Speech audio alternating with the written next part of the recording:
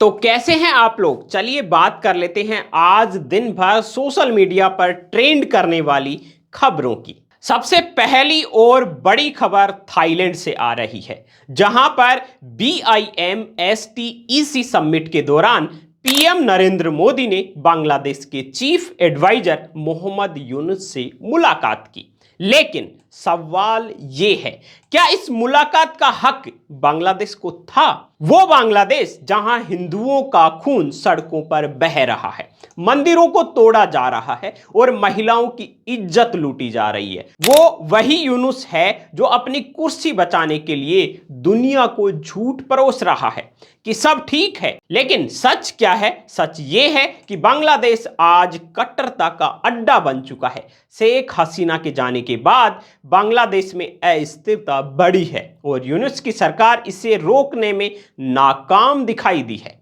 1971 में भारत ने बांग्लादेश को आजादी दिलाई थी।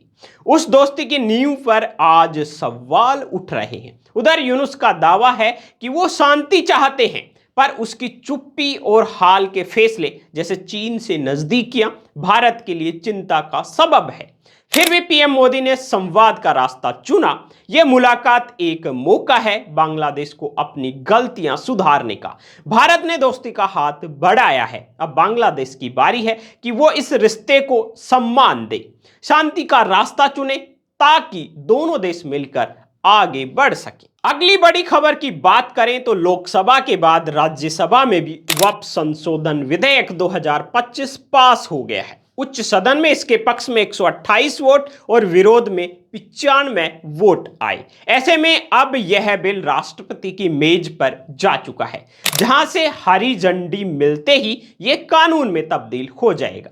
इधर पीएम मोदी ने इसे गेम चेंजर बताते हुए कहा कि यह विधेयक वक्फ में पारदर्शिता लाएगा, साथ ही गरीब और पसमानदा मुस्लिमों को उनका हक दिलाएगा। उधर विपक्ष ने इसे अल्पसंख्यकों पर हमला करार देते हुए सरकार को कठघरे में खड़ा कर दिया है। विपक्षियों का कहना है कि यह धार्मिक स्वायत्तता छीनने की साजिश है, मुस्लिम अधिकारों पर डाका है। विरोधी सांसदों ने बहस में सरकार को घेरा, मगर सत्तारूढ़ गठबंधन ने वोटों की ताकत से बाजी मार ली। अब सबकी नजर राष्ट्रपति भवन पर जा टिकी है, जहां से फैसला आएगा कि वक्फ व्यवस्था कानून को नई ऊंचाई देगा या फिर विवादों का नया अध्याय खोलेगा। अगली बड़ी खबर भी वक्फ संशोधन बिल से ही जुड़ी हुई है, जिसका समर्थन बिहार सीएम नीतीश कुमार के गले की हड्डी बन गया है। इस फैसले ने उनकी पार्टी जेडीयू में बगावत की आग भड़का दी है और कई बड़े मुस्लिम नेताओं ने इस्तीफे का डंका बजा दिया है। मोहम्मद कासिम अंसारी, शाहनवाज मलिक और मोहम्मद तरबेज सिद्दीकी जैसे दिग्गजों ने पार्टी को अलविदा कह दिया है, ये कहते हुए कि नीतीश ने सेक्युलर छवि को तार तार कर दिया है। अंसारी ने तो गुस्से में लिखा, मैंने जिंदगी दी, बदले में ठगा गया। विपक्ष इसे नीतीश की साख पर सबसे बड़ा धक्का बता रहा है, दावा कर रहा है कि यह बिल मुस्लिम हितों पर सीधा हमला है। उधर सत्ता पक्ष चुप्पी साधे हुए है, लेकिन पार्टी सूत्रों का कहना है कि नीतीश अपने फैसले पर अडिग हैं। यह सियासी भूचाल विधानसभा चुनाव से ठीक पहले आया है, जिससे बिहार की राजनीति में हलचल मच गई है।